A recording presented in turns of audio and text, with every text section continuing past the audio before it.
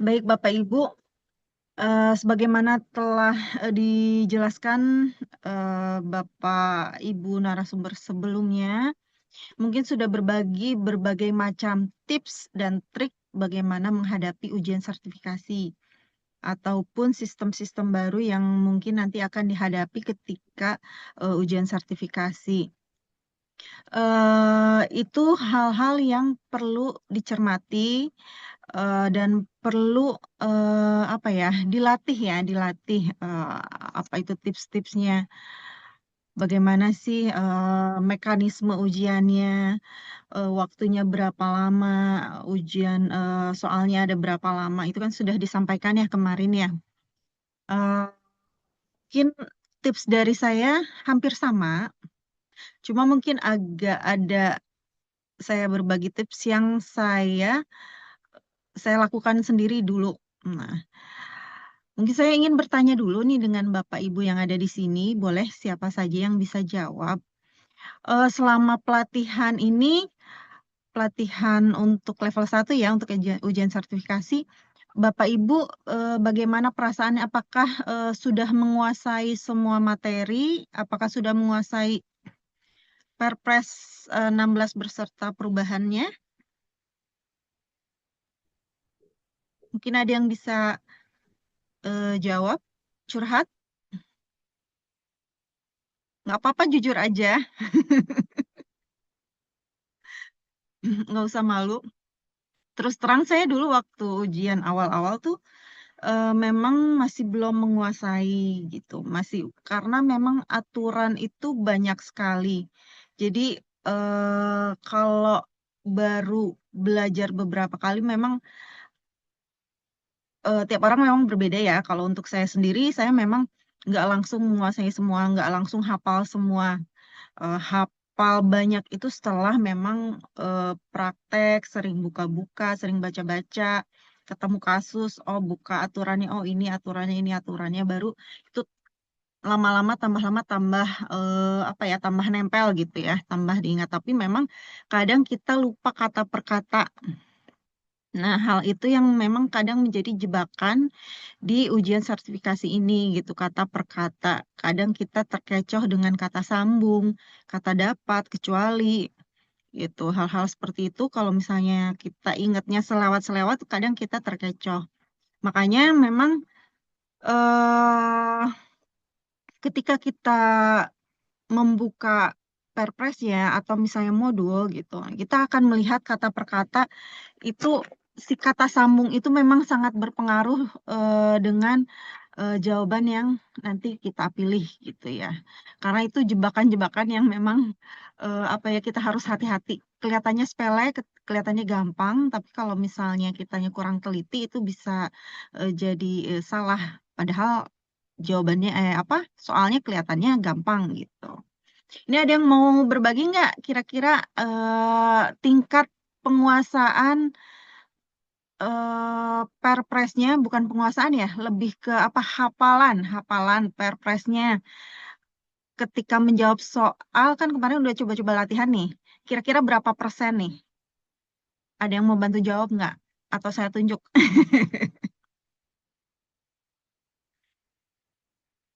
Siapa nih? Misalnya Pak Muhammad Casbi nih. Boleh deh berbagi. Kira-kira berapa persen? Hafal apa? Perpres atau modul yang sudah dipelajari kemarin? Atau Pak Rahmat? Ada yang bisa jawab? Ini kayaknya masih pada malu-malu ya Bu Aisyah ya? Iya, Bu. Nggak usah takut. Izin Bu, Hmm, nggak usah takut, nggak usah malu. Karena izin Bu kalau dari saya itu, ya, mangga silakan Pak Cecep. izin Bu kalau dari Boleh. saya belum belum terlalu. Kalau itu kan harus kayak Ibu katakan tadi ya, sampaikan tadi bahwa memang harus benar-benar kata per kata ya. Jadi kadang-kadang Betul, kalau ada soal-soal yang agak mirip-mirip masih suka kejebak juga tuh. Terutama betul terkait dengan sekali. nilai, dengan apa Iya, terutama ya terkait dengan nilai kan itu kan banyak ya ketentuannya ya. Betul, Nah, itu mungkin betul sekali. kira-kira begitu sih, mungkin ada tips dan lain-lain. Terima kasih, Bu. Baik, terima kasih Pak Cecep udah share ya. Saya rasa itu yang saya rasakan juga dulu, dan saya rasa teman-teman yang lain juga merasakan tapi malu mengungkapkannya, dan itu hal yang wajar karena kan aturannya memang banyak gitu, modulnya memang banyak, dan kita misalnya yang memang baru familiar, baru beberapa waktu gitu, bukan nggak mungkin ya, mungkin rata-rata akan apa ya sulit kalau misalnya harus memahami kata per kata. Cuma yang saya perhatikan kalau dari soal tryout yang saya dapat dari LKPP memang untuk sekarang nggak semenjebak dulu ya, tapi tetap ada jebakan, tetap masih ada gitu, tetap hati-hati. Makanya, aduh mudah-mudahan nih tips dari saya ini bisa berguna untuk Bapak Ibu. Barangkali saya takut salah ya. Kalau zaman dulu saya masih boleh open book ya. Teman saya juga kemarin yang baru-baru juga boleh. Sekarang juga masih ya, boleh ya open book ya. Perpres sama Kasih Bu, Perpres sama modul modul boleh ya, kayaknya. Ya, Perpres sama modul. boleh ya. Yang nggak boleh itu soal tryout kan ya. Iya, soal tryout yang nggak boleh. Ya betul. Jadi di situ kalau dulu saya tipsnya gimana caranya biar apa ya, biar bisa menjawab dengan benar, bisa menjawab dengan cepat dan tepat. Nah, itu ada tips and triknya. Yang pertama, karena isi soalnya itu pasti dari Perpres, dari Perlem, dan eh, enaknya sekarang ada modul. Nah, sebenarnya kalau misalnya ada memang diberi kesempatan untuk open book seperti itu, kita bisa pergunakan modul dan juga Perpres yang konsolidasi. Jangan yang terpotong-potong ya, ada yang konsolidasi kan yang dari 16 sampai 46 dia udah jadi satu. Nah, itu bisa kita kuasai dalam hal kita menghafal posisinya ada di mana. Kalau modul lebih mudah karena dia ada daftar isi. Kalau untuk Perpres, dia kan tidak ada daftar isi, sehingga kita agak sulit untuk mencari. Nah, kalau zaman dulu belum ada modul, saya dulu pakai Perpres.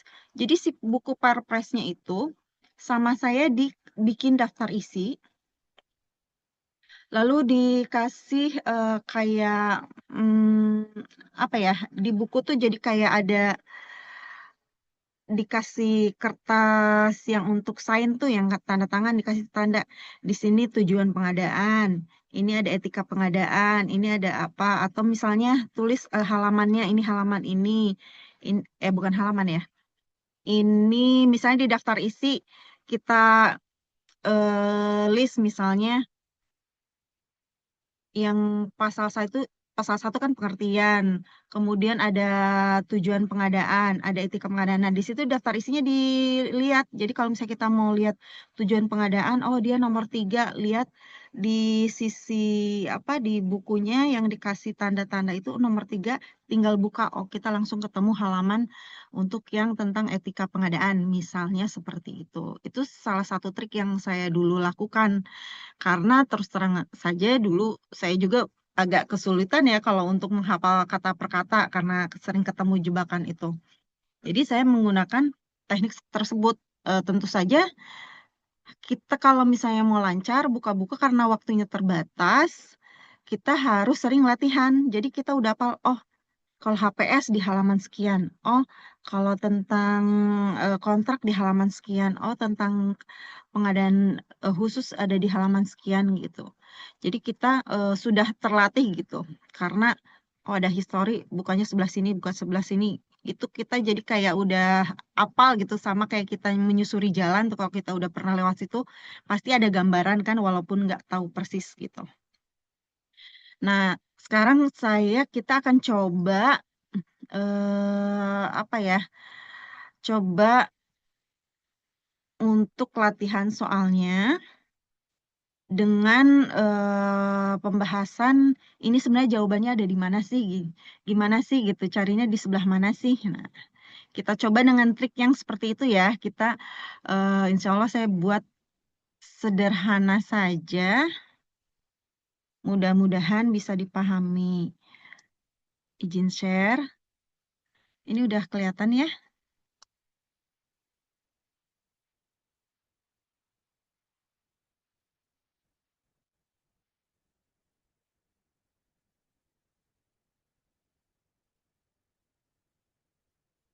Sudah terlihat Bapak Ibu di layar Bapak Ibu semua? Sudah. Sudah, ya. Sudah. Ini saya bikinnya nggak banyak-banyak. 10 soal aja yang insya Allah misalnya mewakili ada dari mulai, kan modul tuh ada 6 ya, dari mulai yang rantai pasok, manajemen rantai pasok, kemudian ada pengantar, kemudian ada perencanaan, ada pemilihan, ada pengelolaan kontrak ya, sama swakelola. Nah itu eh kita akan coba bahas satu persatu.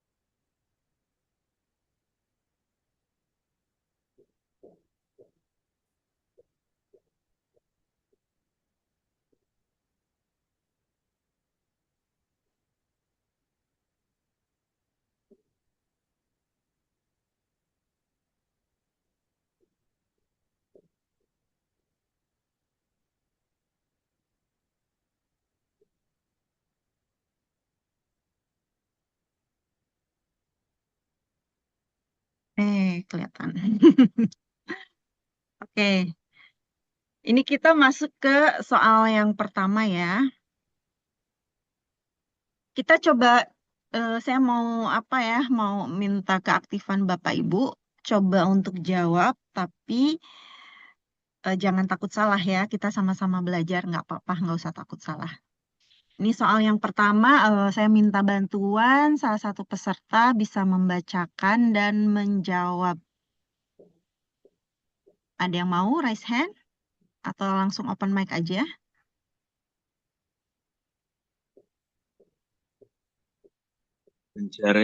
Pencarian pemasok yang dilakukan oleh suatu organisasi, korporasi, maupun institusi merupakan segmen komponen rantai pasok pada A. Rantai pasok hilir, B. Rantai pasok hulu, C. Rantai pasok eksternal, dan D. Rantai pasok internal. Nah, jawabannya apa, Pak? Kira-kira hafal nggak, Pak? Pencarian termasuk yang dilakukan suatu organisasi korporasi. Masih ingat nggak, Pak? Hulu, Bu. Hulu. Ya? Hulu. Hulu. Oke, hulu. Coba kita cek jawabannya ya. Oke, betul. Jawabannya rantai pasok hulu. Selamat Bapak. Siapa tadi? Nggak kelihatan ya di sini. Faisal itu. Ya, Pak Faisal. Oh, luar biasa Pak Faisal sama Ibu. Siapa tadi yang jawab? Ibu di sini nggak muncul ya. Kalau di full screen nggak kelihatan.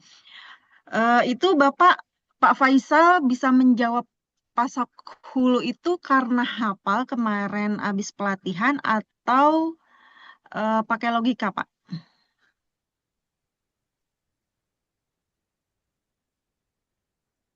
Pak Faisal?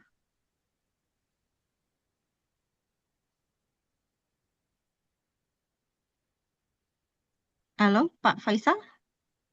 Atau Ibu siapa tadi yang menjawab ya? Ikut menjawab.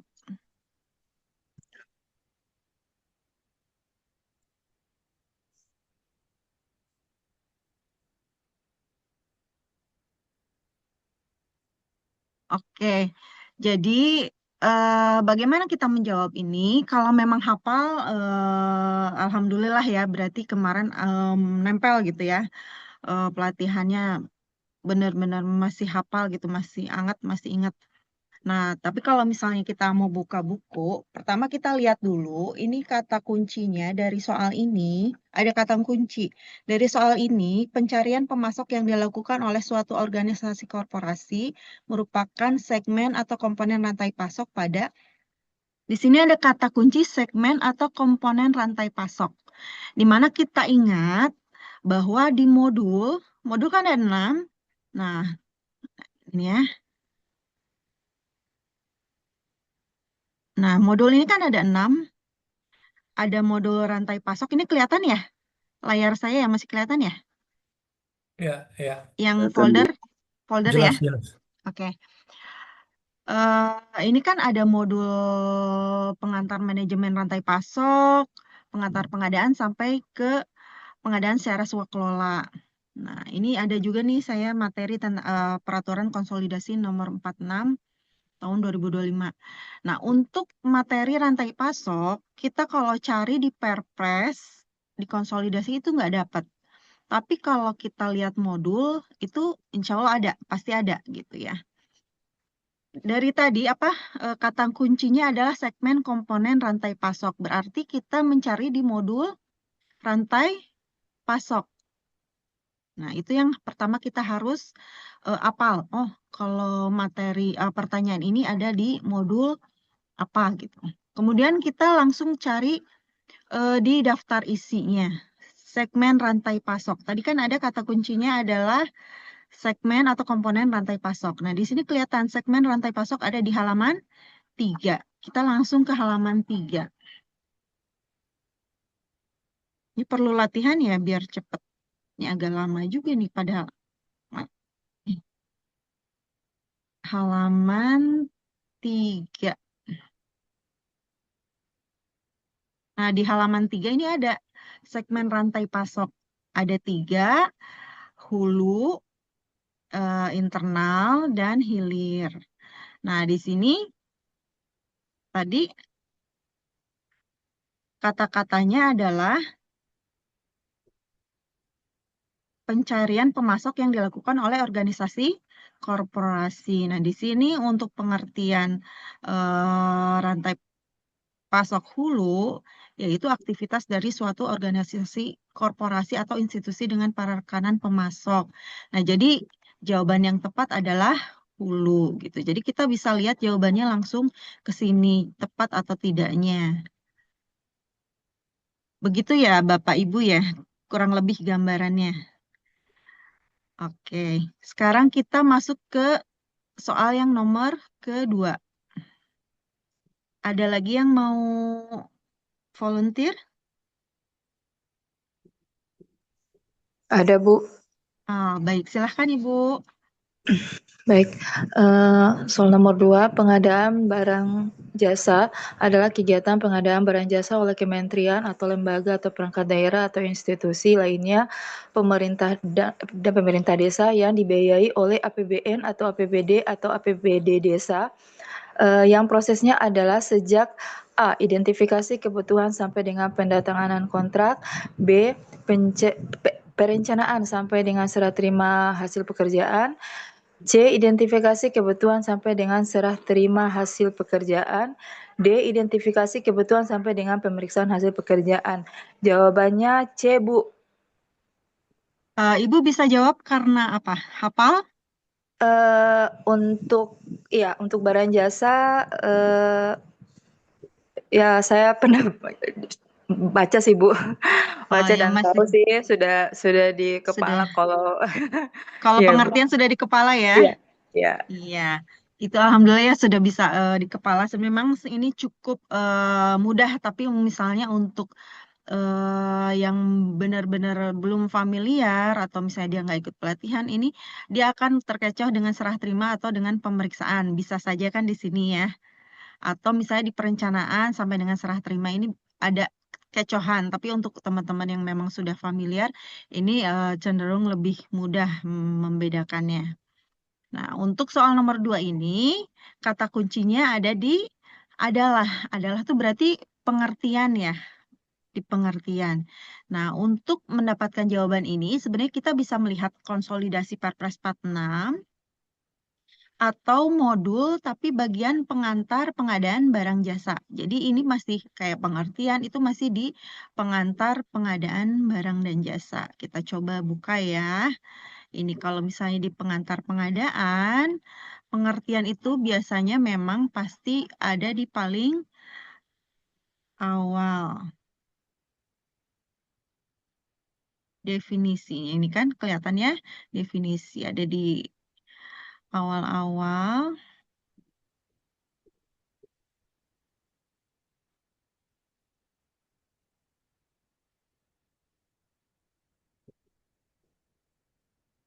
Nah, di sini ada ya, pengadaan barang jasa adalah kegiatan pengadaan barang jasa yang dibiayai oleh KLPD. Ini harusnya yang dibiayai oleh APBN, APBD yang proses sejak identifikasi kebutuhan sampai dengan serah terima hasil pekerjaan. Ini seperti sama halnya seperti kalau kita lihat di konsolidasi, berarti dia kalau pengertian pasti ada di pasal 1. Definisi atau pengertian ada di sini. Nah, itu modulnya masih belum update ya. Jadi pengadaan barang jasa pemerintah itu kegiatan pengadaan barang jasa oleh KLPD, institusi lainnya, dan pemerintah desa yang dibiayai oleh APBN, APBD, APBDes yang prosesnya sejak identifikasi kebutuhan sampai dengan serah terima hasil pekerjaan gitu. Jadi ada 2 opsi. Ini bisa lihat di konsolidasi atau di modul. Itu terserah mana yang lebih mudah. Tapi memang ini saya baru ngeh juga ternyata di modulnya masih belum update ya modulnya. Jadi itu kita harus hati-hati, harus berarti rada cross check juga ya sama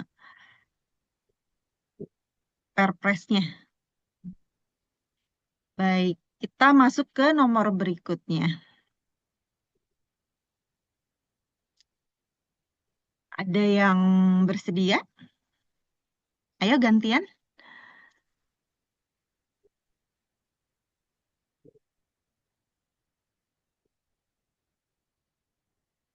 Nggak apa-apa, salah juga nggak apa-apa. Ayo, siapa lagi? Ada yang mau? Siap, Bu. Oke, baik. Terima kasih. Silakan, Bu. Ya, ruang lingkup pengadaan barang jasa pemerintah yang tepat adalah A. Pengadaan barang jasa yang bersumber dari anggaran pendapatan dan belanja negara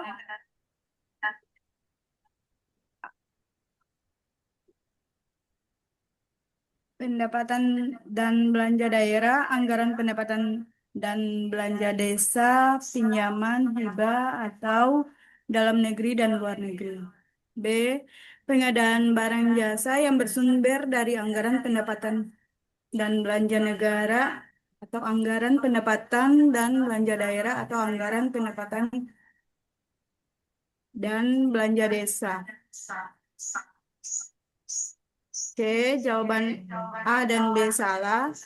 D. Jawaban A dan B benar. Jawabannya adalah A. Luar biasa. Jawabannya apakah benar jawabannya? Kenapa pilih yang itu, Bu? Ini sudah pernah ada dalam modul pelatihan, jadi sudah ada saya dalam Sudah hafal ya? Iya. Sudah hafal, iya.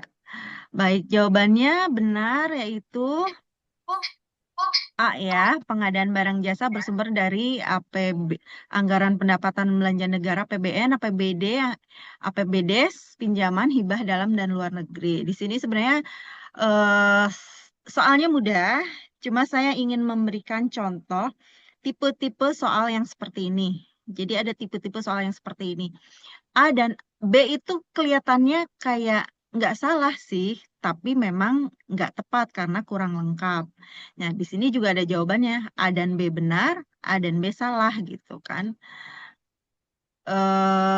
Jadi ada semacam pengecoh lah. Ini yang harus kita hati-hati. Walaupun B nggak salah, tapi nggak tepat karena belum lengkap. Nah, hal-hal seperti itu yang perlu kita perhatikan. Ini sama, bagaimana kita mencari, misalnya ini biar kita yakin jawaban kita itu benar, ini bisa cari di konsolidasi Perpres 46, yaitu di ruang lingkup. Nah, ruang lingkup udah berbeda nih, udah nggak ada di pasal 1, tapi ada di pasal 2.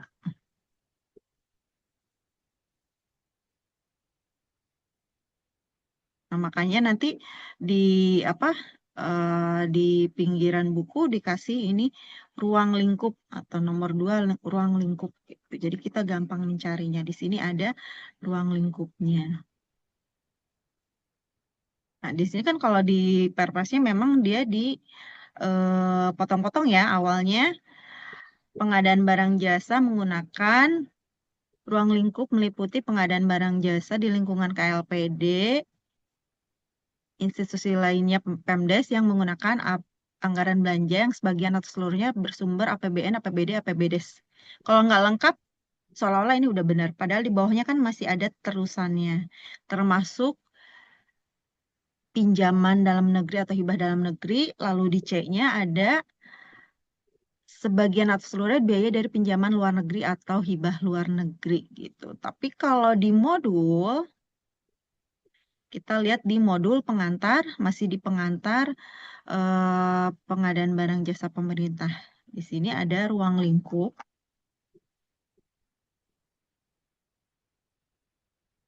Kalau di modul dia udah lengkap ya. Jadi sebenarnya memang ada lebih dan kurang ya. Kadang memang di modul lebih lengkap, tapi kadang di modul ada yang belum update. Itu. Jadi kita harus hati-hati juga. Kalau di modul nih udah langsung ya sekaligus anggaran sampai dengan ada pinjaman hibah nggak dipotong-potong kayak di Perpres. Baik, kita ke soal selanjutnya. Soal nomor 4. Siapa yang bersedia? Silakan.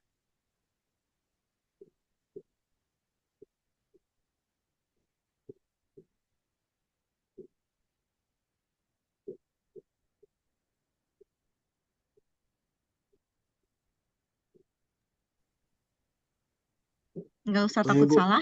Ya, Mangga, silakan. soal 4.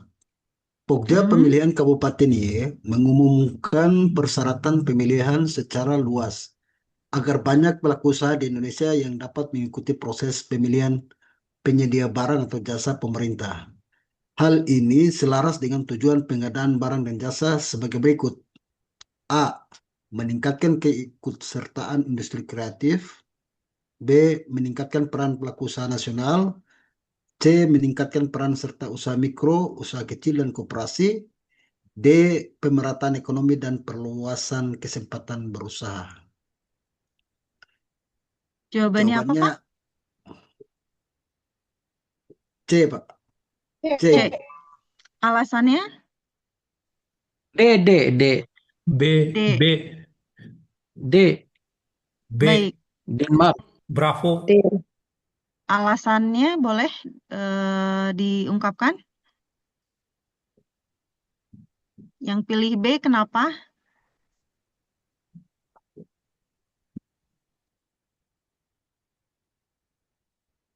Atau pakai insting? Atau ingat udah pernah ngerjain? Atau pernah baca? Tadi ada yang B, ada yang C ya. Ini memang agak, oke, kita harus agak berpikir ya. Kalau misalnya kita agak bingung, kita bisa lihat kata kuncinya. Kata kuncinya ini apa sih? Kata kuncinya tujuan pengadaan barang jasa. Nah, kita buka tujuan pengadaan barang jasa. Ada di mana sih tujuan pengadaan barang jasa? Bisa di modul pengantar pengadaan, bisa juga di konsolidasi. Coba kita lihat di sini ya. Nah, tujuan dan kebijakan pengadaan.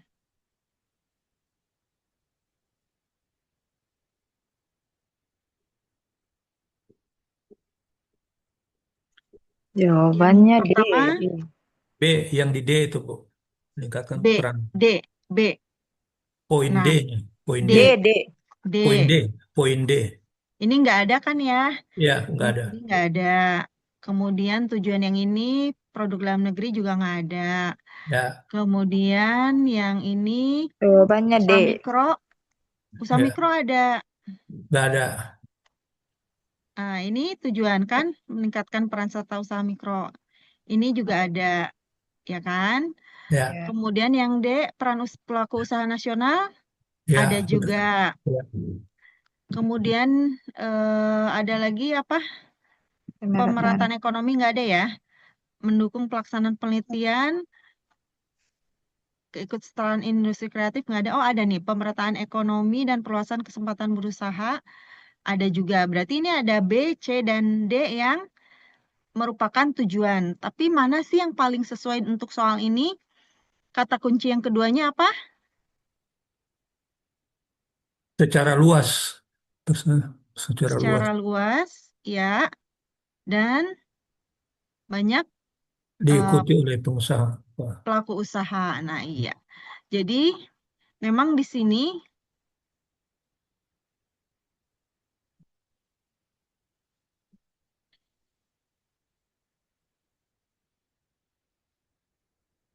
akan lebih cocok ya Iya. jawabannya ya kalau kita Iya. lihat deskripsinya. Jadi yang lebih tepat jawabannya adalah B, meningkatkan peran pelaku usaha nasional. Nah, ini bisa lihat di modul ataupun di konsolidasi Perpres gitu. Jadi memang jebakannya seperti itu juga. Tiga-tiganya ada, tapi mana sih yang paling tepat dengan soalnya gitu. Gitu ya Bapak Ibu ya. Berarti sebenarnya udah pintar-pintar nih, Masya Allah nih Bapak Ibu. Udah benar-benar jawabannya. Insya Allah lulus ya semua, Insya Allah. Amin, amin. Amin, amin. Iya, biasanya nanti kalau yang mikro itu dia akan lebih apa ya, spesifik. Biasanya sih kata-katanya tuh selalu ada yang sama gitu. Kata kuncinya itu selalu ada yang sama. Kita ke soal berikutnya. Ada lagi yang mau?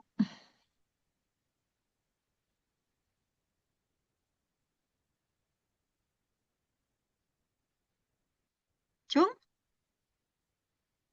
Nggak usah takut salah, nggak apa-apa. Biasanya nih kalau kita Konsul. jawab salah, itu kita jadi nempel. Oh, ini salah, yang benarnya ini gitu. Jadi nggak apa-apa, Boleh, ayo. Bu. Boleh, ya silahkan. Konsolidasi pengadaan merupakan strategi penggabungan beberapa paket pengadaan yang sejenis dalam satu kali pelaksanaan pengadaan. Konsolidasi pengadaan dapat dilakukan oleh A. KPA atau PPK pada tahap perencanaan, B. KPA atau PA pada persiapan pengadaan, D. PPK atau PA pada tahap persiapan pemilihan, D. PPK atau UKPBJ pada tahap pemilihan. Kalau terasa salah sih, Bu. Nggak apa-apa. A. KPA atau PPK pada tahap perencanaan. Baik. Itu karena ingat teorinya ya, Bu ya? Atau pernah ngerjain soal ini? Ya, dengar-dengar. Masih ingat ini ya, pelatihan ya? Iya, Baik. mungkin. Nggak apa-apa, nggak apa-apa. Kita coba lihat ya, apakah benar jawaban Ibu. Nah, di sini kata kuncinya, oh ternyata benar, luar biasa. Pinter-pinter nih. Wah, ini udah deh, insya Allah lulus nih. Nah, ini kata kuncinya, konsolidasi, kemudian dilakukan oleh siapa? Jadi konsolidasi itu kan sebenarnya bisa di perencanaan, bisa di persiapan pengadaan, dan juga di persiapan pemilihan. Nah, di tahap pemilihan ini udah pasti nggak mungkin, gitu. Karena konsolidasi itu ada di sebelum tahap pemilihan. Di mana kita cari jawabannya?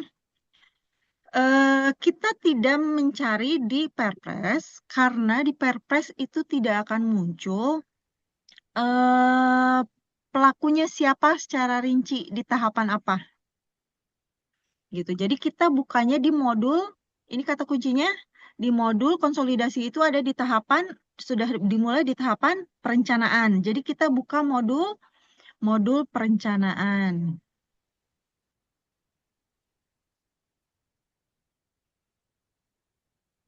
Modul perencanaan, kemudian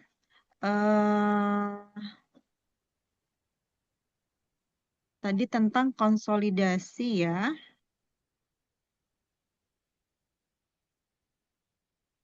Nah, ini ada konsolidasi di bab 5 halaman 42.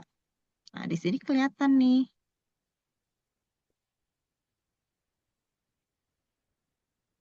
Di perencanaan, persiapan sama persiapan pemilihan penyedia. Di sini ada konsolidasi paket pengadaan adalah PA, KPA, PPK atau KPBJ dilakukan tahap perencanaan oleh PA, KPA, PPK, persiapan oleh persiapan pengadaan oleh PPK dan atau persiapan pemilihan oleh UKPBJ. Jadi jawabannya adalah A. Jadi gitu ya cara mencari jawabannya. Kecuali kalau emang udah pernah, udah ingat, udah yakin, nggak apa-apa langsung. Tapi kalau misalnya nggak yakin, itu bisa nyari di modul. Oke, baik. Kita ke soal selanjutnya, nomor 6. Ada yang mau?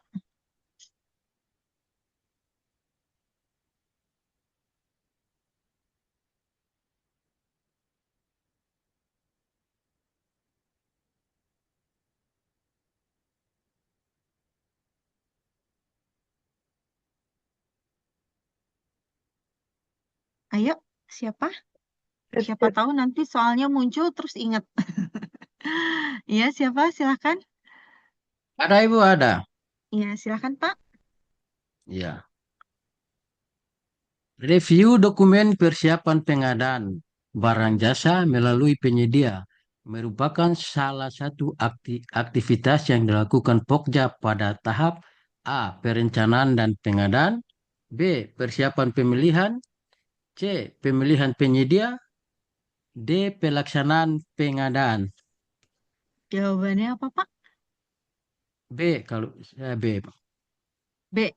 Persiapan pemilihan. Yakin? Yakin, Pak. Yakin. Baik, kita lihat jawabannya ya. Nah, untuk review dokumen persiapan ini, nih kita harus ingat-ingat, ini udah di tahapan apa sih sebenarnya persiapan pengadaan? Tentunya ini sebenarnya sudah tidak ada di perencanaan ya. Nah, makanya kita lihat di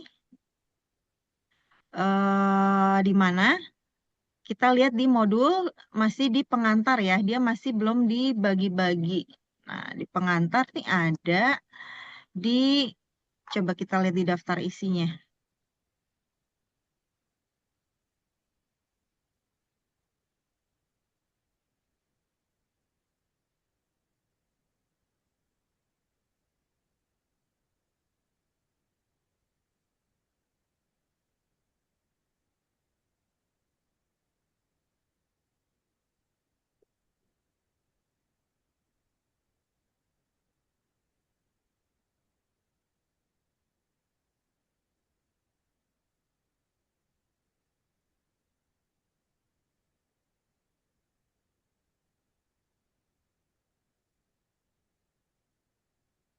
Oh, ada di sini nih. Ada di tabel ini ya. Jadi di sini kelihatan bahwa review dokumen tuh ada di mana sih? Oh, di sini ada di persiapan pemilihan. Nah, tabel ini mungkin bisa jadi ringkasan ya. Kita bisa ingat-ingat tahapan perencanaan apa aja sih. Nah, ini ada di sini di modul pengantar pengadaan di halaman 5 ya, di halaman 5. Di sini ada perencanaan apa aja sih, ada identifikasi kebutuhan, ada penetapan jenis pengadaan, cara pengadaan, penyusunan spek, waktu pemaketan, pengumuman. Nah, untuk persiapan dia dimulai dari penetapan spek atau KAK, HPS, rancangan kontrak, IDRUP ini ada di persiapan pengadaan. Persiapan pemilihan dia dimulai dari review dokumen persiapan, penetapan metode pemilihan, kualifikasi, penyampaian penawaran, metode evaluasi, dokumen pemilihan. Nah, sedangkan untuk proses pemilihan dimulai dari pengumuman, kemudian penjelasan, evaluasi, penetapan pemenang, sanggah banding, berita acara hasil pemeriksaan, kemudian pelaksanaan kontrak dimulai dari SPPBJ sampai dengan pengendalian kontrak ya, ada kontrak, ada SPMK dan pengendalian. Sedangkan serah terima itu mulai dari pemeriksaan hasil, serah terima termin atau akhir, BAST, pembayaran hasil akhir. Nah, ini ada di serah terima. Jadi ini yang perlu diingat-ingat juga, kita masuknya ke modul mana ya gitu. Gitu. Oke, selanjutnya kita ke soal nomor 7.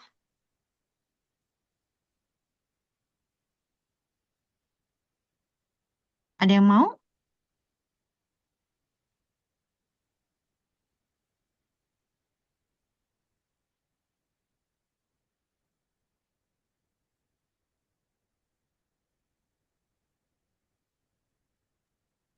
Ayo, ada yang mau? Ada yang bersedia? Kayaknya ini gampang.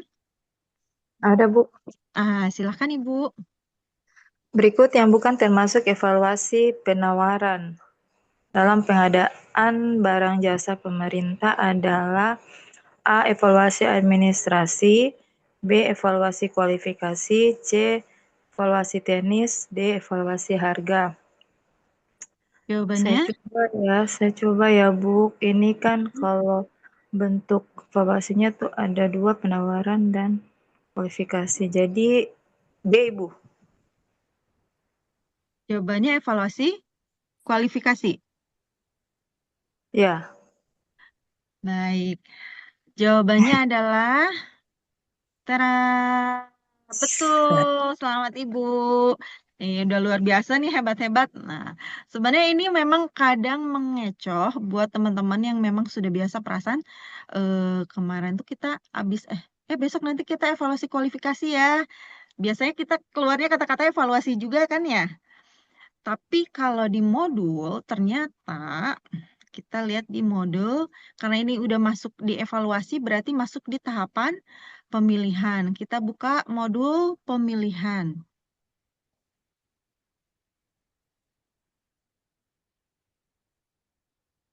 Evaluasi.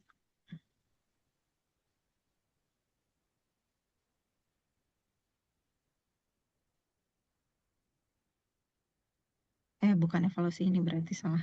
Itu evaluasi pelatihan ya.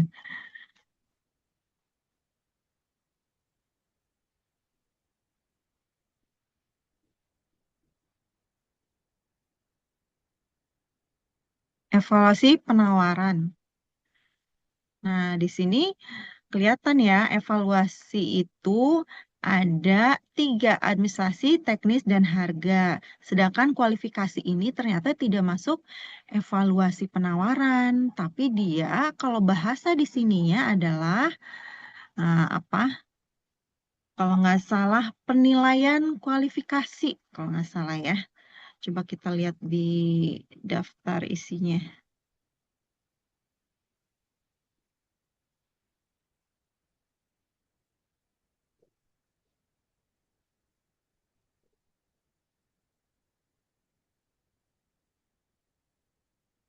Nah, ini di tahapan bisa kelihatan juga tahapannya ada review dokumen, kemudian ada penyusunan dokumen pemilihan, ada penilaian kualifikasi. Nah, baru evaluasi penawaran. Jadi memang bahasanya kita biasanya gitu kadang-kadang pakai istilah evaluasi kualifikasi. Ternyata kalau di modul itu bahasanya penilaian kualifikasi gitu. Jadi jawaban Ibu tadi benar ya. Itu salah satu jebakan juga ya. Kalau ini insya Allah bisa dijawab. Mudah-mudahan yang lain juga kita jangan sampai terjebak. Oke, soal berikutnya, soal nomor 8. Ada yang mau volunteer lagi?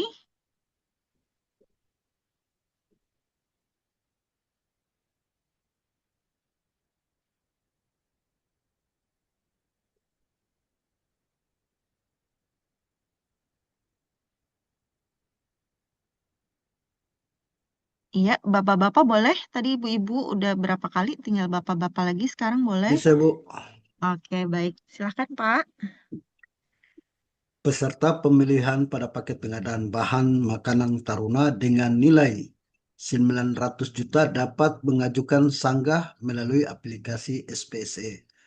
Apabila menemukan kondisi A. Pokja pemilihan sudah melakukan evaluasi sesuai dengan ketentuan dalam dokumen pemilihan. B. Di antara pelaku pengadaan sudah terjadi persaingan usaha yang sehat. C. Penyalahgunaan wewenang oleh Pokja pemilihan dalam proses pengadaan barang jasa pemerintah. D. Pokja pemilihan melakukan kesalahan pada review kebutuhan pengadaan barang jasa pemerintah. Jawabannya apa, Pak?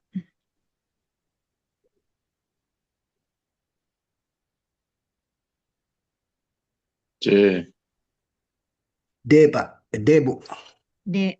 Ada yang C, ada yang D ya. Nanti kita C. lihat C. jawabannya yang mana yang benar. C.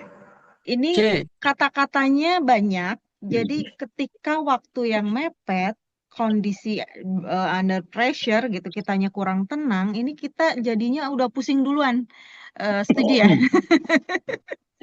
Udah pusing duluan. Apa ini kok banyak, kok kayaknya mirip-mirip, kok kayaknya sama aja gitu kok. Baik, kata kuncinya apa? C. Nah, ini C. kata kuncinya ada di peserta pemilihan dan dapat mengajukan sanggah. Jadi kita, ini jawabannya C ya. Kenapa? Nih kita lihat. Ini kata kuncinya adalah pemilihan dan dapat mengajukan sanggah. Berarti kita nyari di modul pemilihan.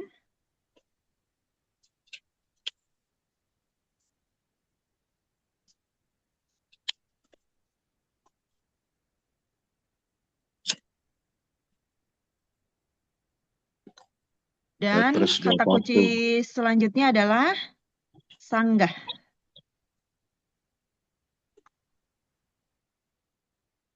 Nah, ini di sanggah, ketentuan tentang sanggah. Nih, peserta yang menyampaikan dokumen kualifikasi atau penawaran dapat mengajukan sanggah melalui aplikasi apabila menemukan satu kesalahan Pokja pemilihan dalam evaluasi. Nomor yang A, Pokja sudah melakukan evaluasi sesuai dengan ketentuan, berarti sudah benar ya, tidak perlu tidak jadi alasan untuk sanggah. Kemudian yang kedua, penyimpangan terhadap ketentuan dan prosedur. Di sini nggak ada ya. Kemudian rekayasa persekongkolan di antara pelaku pengadaan sehingga menjadi tidak sehat. Nah, di sini di antara pelaku sudah terjadi persaingan sehat. Berarti tidak ya, ini benar juga ya. Jadi tidak perlu ada sanggah karena dia persaingan usahanya sudah sehat. Kemudian ini C, penyalahgunaan wewenang oleh Pokja. Nah, di sini ada rekayasa atau persekongkolan. Tidak ada ya. Ini ada penyalahgunaan wewenang oleh Pokja pemilihan. Ya, itu benar. Nah, ini jawabannya benar ya, penyalahgunaan wewenang oleh Pokja. Yang D-nya, Pokja pemilihan melakukan kesalahan pada review kebutuhan pengadaan barang jasa pemerintah. Ini ada kecohan kalau tidak teliti dan buru-buru. Pokja pemilihan melakukan kesalahan. Kesannya sama ya, kesalahan Pokja pemilihan Iya, dalam nomor melakukan 2 itu, Bu. kesalahan Nomor 2, penyimpangan Pokja terhadap ya. ketentuan. Ya. Padahal di sini Pokja pemilihan melakukan kesalahan pada review kebutuhan. Jadi review kebutuhan di mana sih tempatnya? Masih di perencanaan. Sedangkan sanggah ada di tahapan Pemilihan. pemilihan. Jadi di sini jebakannya ya, jebakannya ada di sini. Jadi itu yang perlu kita cermati gitu. Sudah agak, oh ternyata gitu ya triknya gitu. Udah dapat? Oh gitu ya mainnya soal-soal ini. Menjebak kitanya begitu ternyata caranya. Baik, kita masuk ke soal nomor 9.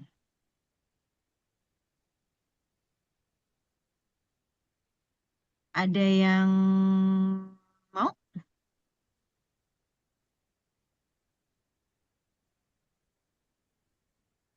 Boleh, Bapak boleh, Ibu boleh?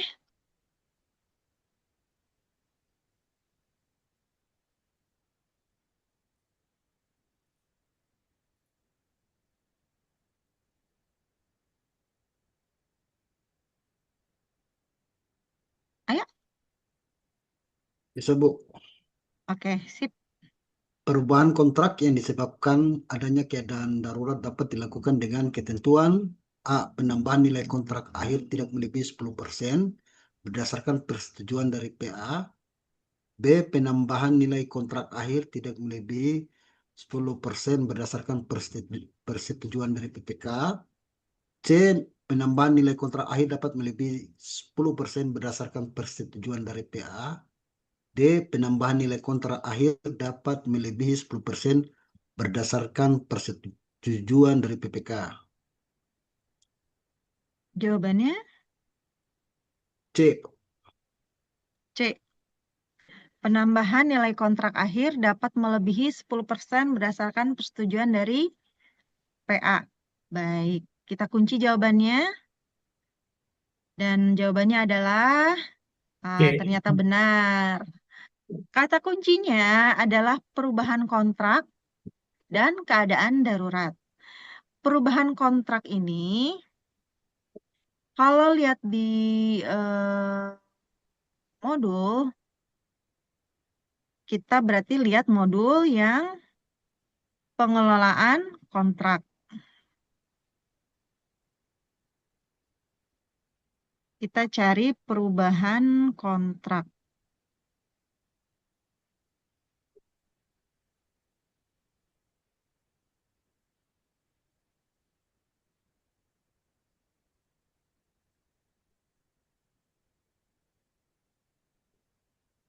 Biar cepat ya, kita langsung.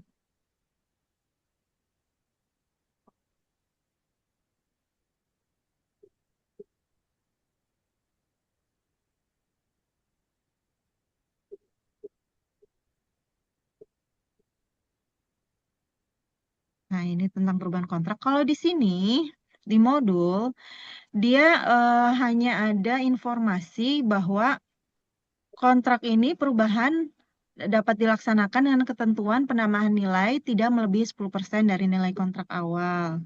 Kemudian dijelaskan juga tentang keadaan kahar.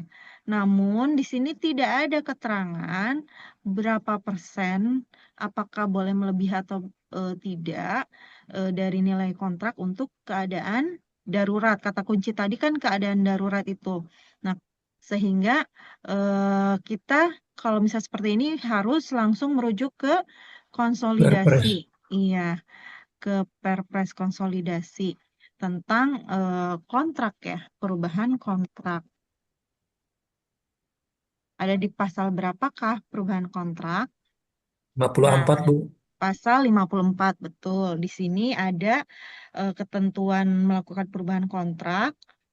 Nah, dan kata-kata dalam hal perubahan kontrak mengakibatkan penambahan nilai kontrak dikenakan dilaksanakan dengan ketentuan nilai kontrak akhir tidak melebihi 10% dari harga yang tercantum.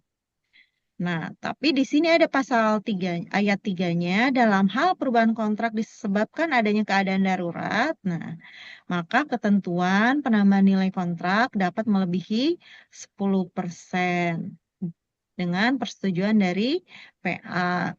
Jadi gitu ya untuk cari kalau misalnya kita ragu atau tidak yakin atau kita lupa caranya kita cari seperti itu. Jadi ini ya jebakannya. Di sini ada yang tidak melebihi, ada yang melebihi, bisa PA, bisa PPK. Jadi selain kita harus tahu ini bisa melebihi atau tidak bisa, kita juga harus tahu ini persetujuannya dari PA atau dari PPK. Nah, itu mudah-mudahan kalau ingat, kalau enggak memang agak repot. Kita mau nggak mau harus buka aturan ya. Tapi Masya Allah peserta eh, teman-teman ASN Tidore nih apal-apal semua ya, daya ingatnya luar biasa. Keren deh. Kita masuk ke soal berikutnya. Ini soal nomor 10. Ayo, ada yang mau? Ini soal terakhir.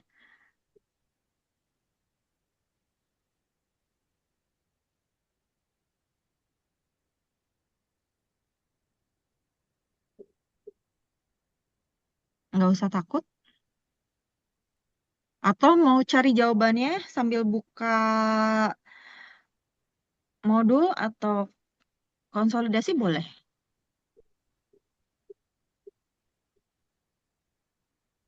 Sambil latihan. Cuma nanti mah latihannya nggak bisa search kayak gitu ya. Harus buka per halaman hard copy-nya. Nggak bisa soft file-nya. Dicoba, Bu.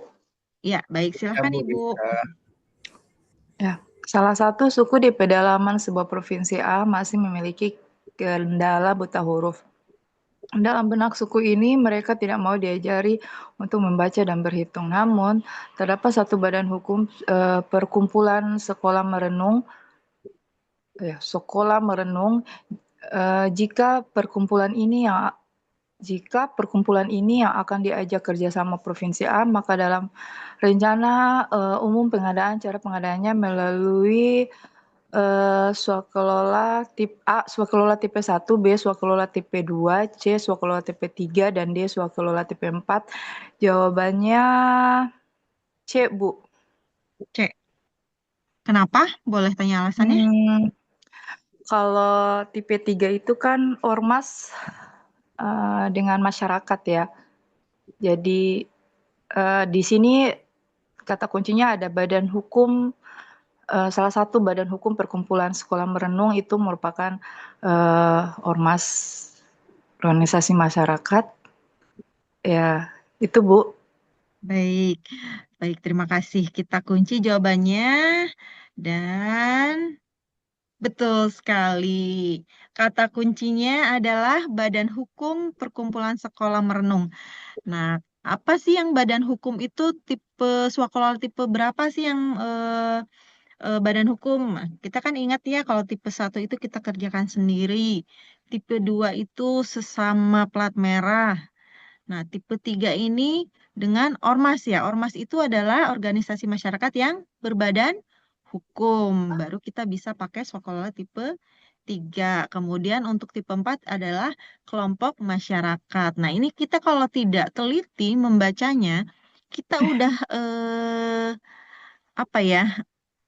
Mungkin masyarakat kita langsung oh bisa aja ke Pokmas gitu. Itu bisa jadi jebakan juga kalau kita misalnya nggak tenang gitu dalam membaca soal dan juga menjawabnya. Nah, kembali lagi untuk kalau misalnya kita masih bingung tentang swakelola, kita bisa membuka modul tentang swakelola gitu. Di situ ada eh di modul 6 tentang tipe-tipe swakelolanya ya. Sebenarnya di konsolidasi Perpres juga ada swakelola beras tipe. Ada di sini biasanya di awal-awal kalau tipe tuh. Nih, tipe swakelola. Tadi kan tipe swakelola tipe 1 itu oleh KLPD semuanya dilaksanakan, direncanakan KLPD. Kalau tipe 2 itu dilaksanakannya oleh KLPD lain, perguruan tinggi negeri dengan penanggung jawab anggaran yang berbeda. Nah, itu masuk ke tipe 2 BLU, BLUD. KPBJ Pemda lain. Nah, tipe 3 ini oleh ormas pelaksana swakelola. Ada perguruan tinggi swasta, asosiasi profesi. Nah, ini masuk ke tipe 3. Tadi memang tidak disebutkan ormas ya, kita harus bisa menerjemahkan kalau perkumpulan sekolah merenung yang berbadan hukum itu apa gitu masuknya. Gitu. Ormas itu adalah organisasi masyarakat yang berbadan hukum. Makanya kita harus cermat gitu, harus cermat. Baik, itu beberapa contoh soal dari berbagai modul, dari modul 1 sampai modul 6, itu contoh-contohnya saja. Dan juga contoh-contoh jebakannya yang perlu dicermati. Kebetulan, alhamdulillah, semua bisa menjawab dengan benar. Kadang lupa-lupa atau keceletot, atau misalnya itu karena kurang teliti, kena jebakannya. Nah, itu kita harus hati-hati. Makanya latihan, kalau misalnya kita ingat gitu, alhamdulillah dengan latihan try out, latihan-latihan soal, jadi kita tahu oh ini jawabannya ini, jawaban ini. Jadi ketika kita menemukan, kadang-kadang nih soal-soal try out itu kadang muncul juga gitu. Ada aja gitu yang muncul. Atau misalnya dia yang tipe. Cuma ya itu kita harus hati-hati sama jebakannya. Kelihatannya mirip, tapi terkadang itu jebakan. Jadi kalau kita tidak yakin, boleh kita buka buku, buka modul ataupun konsolidasi. Hanya saja perlu diperhatikan waktunya. Makanya kita harus latihan ngerjain soal. Kalau misalnya mau pakai tips atau trik buka modul dan konsolidasi, maka harus latihan bukanya juga gitu, harus ditandain. Jadi kita gampang menemukannya. Kalau modul enak ada daftar isinya, tapi tetap kalau kita baca, kita hafal, oh kalau ini bagian bab ini ada di atas, ada di tengah, ada di bawah gitu. Atau misalnya, oh ini masuknya modul perencanaan, oh ini masih di pengantar. Oh ini udah masuk swakelola, oh ini masuknya kontrak. Nah itu juga kita harus apa ya, harus bisa mm, membedakan gitu, harus bisa tahu oh ini adanya di mana. Nah, kalau di konsolidasi itu berarti kita harus bikin daftar isi sendiri ya. Ini ada di mana, ini ada di mana. Ini kita sambil nandain tuh nanti bisa ingat juga, oh ini posisinya kalau nggak salah agak ke tengah deh. Oh ini kayaknya agak ke pinggir deh. Tapi kalau udah dinomorin sih lebih enak sebenarnya. Tinggal dilihat, oh ini ada di sini. Apa ditandain tuh di pinggir-pinggirnya. Eh, ada contoh nggak ya?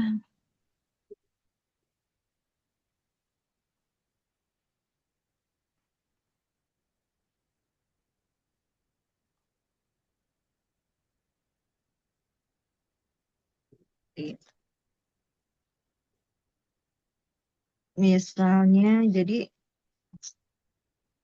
ini buku misalnya Perpres. Nah, jadi di pinggir-pinggirnya tuh kita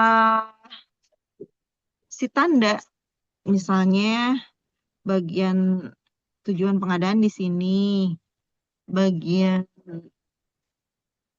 dia masuk lagi.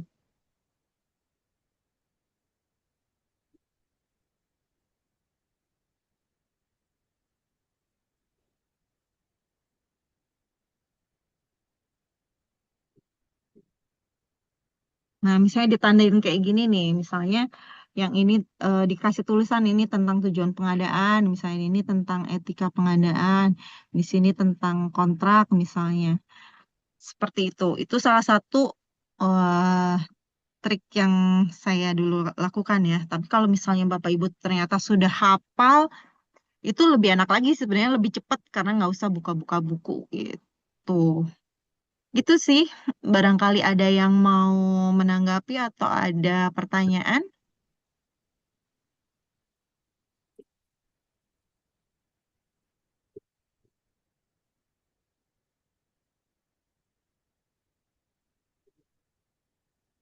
Kayaknya udah ini ya, kayaknya udah ngolotok gitu istilahnya udah berapa hari ya latihan soal, udah latihan soal berkali-kali dengan narasumber yang berbeda, dengan cara-cara yang eh, masing-masing punya tips, kayaknya udah makin ini aja udah terasa, kayaknya udah siap banget nih kelihatannya nih.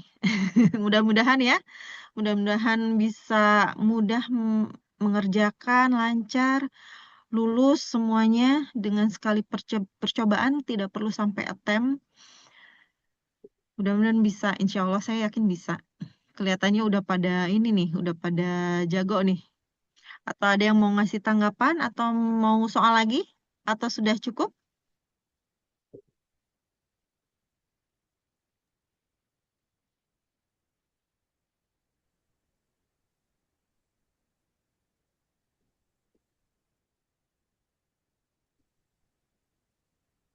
Modulnya di-share ke kami boleh, insya Allah. Oh, ini banyak yang jawab di chat ya. Oh, luar biasa. Boleh nanti saya share modulnya. Nanti saya kasih juga soal tryout yang fullnya tanpa ada jawabannya. Jadi bisa latihan buka-buka modul ya. Bisa latihan buka-buka konsolidasinya juga. Gitu. Satu lagi, jangan lupa berdoa yang penting. Berdoa, fisik harus prima, jangan sampai kurang tidur biar fokus. Dan lumayan kan waktunya berapa menit? 120 ya katanya sekarang ya, 120 menit. Waktunya lumayan, fokus selama 120 menit itu butuh tenaga. Jadi dijaga juga fisiknya, kemudian juga tetap tenang. Jangan lupa, jangan terlena waktu. Harus dijaga juga waktunya, harus bisa memanage waktu. Oh, kira-kira kalau misalnya ngerjainnya tuh, yang gampang-gampang dulu, yang kita mudah-mudah, oh yang inget, oh ini tryout. Yang gampang dulu aja, nanti baru yang terakhir yang agak tricky yang kita harus buka-buka. Nah, kalau udah injury time banget, baru ini kan nggak ada sistem minus ya, pasrahkan dengan pada jari. Tapi mudah-mudahan sih masih sempat ya buka-buka. Jadi kita memang dapat jawaban yang memang tepat gitu. Mudah-mudahan bisa sempat. Makanya dengan latihan kita akan terlatih lama-lama buka-buka, walaupun cuma masih buka-buka di awal, tapi kalau udah sering, lama-lama nempel gitu. Jadi ingat kita nggak usah buka lagi gitu. Kemudian ya itu dengan adanya sistem baru, attempt berarti strateginya juga harus dipertimbangkan ya. Harus ada istilahnya coba disisakan waktu untuk seandainya memang masih butuh nilai tambahan sehingga masih bisa ada kesempatan untuk memperbaiki atau menambah nilai lagi ya.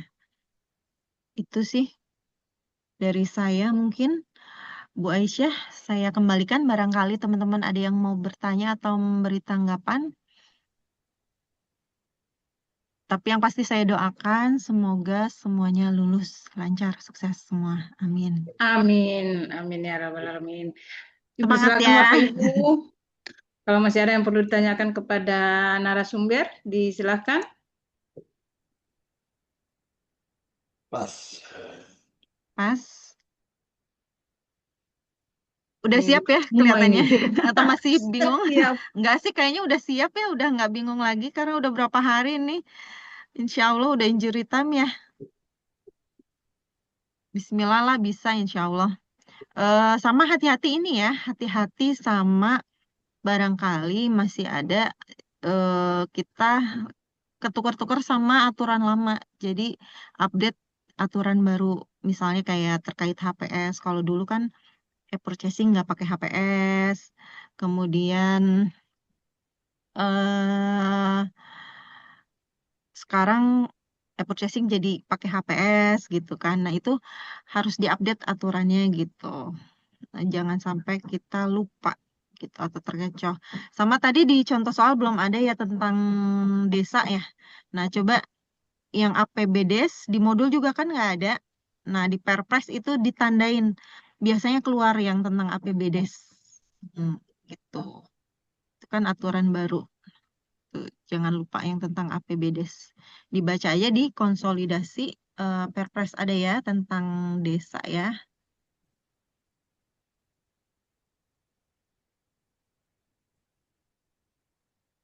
Ada kan ketentuan-ketentuan pengadaan barang jasa desa kan ada agak berbeda ya dengan yang biasa.